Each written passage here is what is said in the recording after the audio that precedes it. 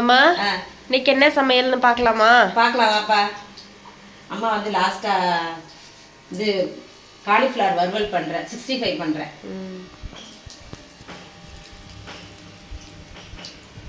அது பண்ணிட்டு சிம்ல வச்சு பண்ணிட்டு இருக்காங்க. ஆமாம், அது பண்ணிட்டு அதுக்கப்புறமா அவ்வளோதான், எல்லாம் முடிஞ்சிருச்சு. இங்கே எல்லாம் முடிச்சுட்டேன். இதை பார்க்கலாம். இது கடையிலலாம் செய்வாங்கல்ல, பெருக்கிது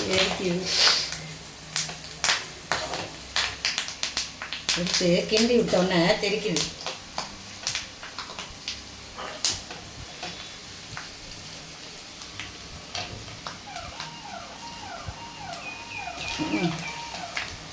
விஜய் வராரு அப்படின்னு நம்மளாம் நினச்சிக்கிறேன். அப்படிதான் சவுண்டு கேட்குது. இங்கே வந்துக்கிட்டு இருக்காங்க கட்சிக்காரவங்களாம், விஜய் கட்சிக்காரவங்க வந்துக்கிட்டு இருக்காங்க ஓட்டு கேட்கறதுக்கு.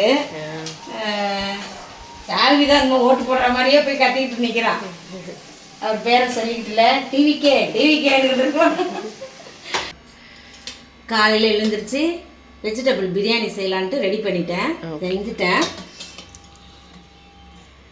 சூப்பராக இருக்கா நம்ம வீட்டு பிரியாணி? நல்ல புழுன்னு இருக்கு. அம்மா அமைதியாக செஞ்சனா இல்லை, இன்னும் கொஞ்சம் நல்லா செய்வேன். இந்த இவனுங்க கத்திக்கிட்டு வச்சுக்கிட்டு இருந்தால் எனக்கு இது செய்ய வரவே வராது. குழச்சி விட்டுருவேன், ஏதாவது தப்பு பண்ணி வைப்பேன். பார்க்கவே எவ்வளோ அழகாக இருக்குல்ல அரிசி, அப்படியே சேமியா மாதிரி. அவன் எல்லாரும் கேட்பாங்க, சேமியாவா இது அரிசியா? அப்புறம் வந்து காலிஃப்ளவர் பண்ணியிருக்கிறேன் வறுவல் 65.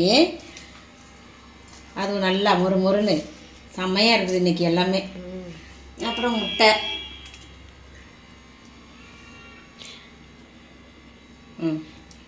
ரைத்தா, அப்புறம் ஆனியன் ரைத்தா. பிரியாணி எந்த பிரியாணியாக இருந்தாலும் அது ரைத்தா வச்சுக்கணும்ல, செஞ்சிடணும்ல.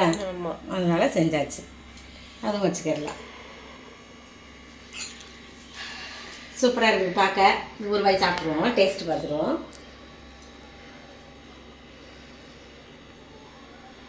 ம்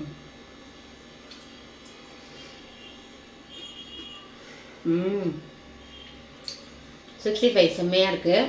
பிரியாணி அதோட டேஸ்ட்டாக இருக்குது, வெஜிடபிள் பிரியாணி. இந்த மாதிரி மற்ற பிரியாணி வந்துருச்சுன்னா நல்லாயிருக்கும். ஒரு நேரம் குழச்சி விட்ருவேன் அம்மா. நல்லா இருக்குது, செம்மையாக இருக்குது எல்லாமே. இதுதான் இன்றைக்கி நம்ம வீட்டு சமையல்.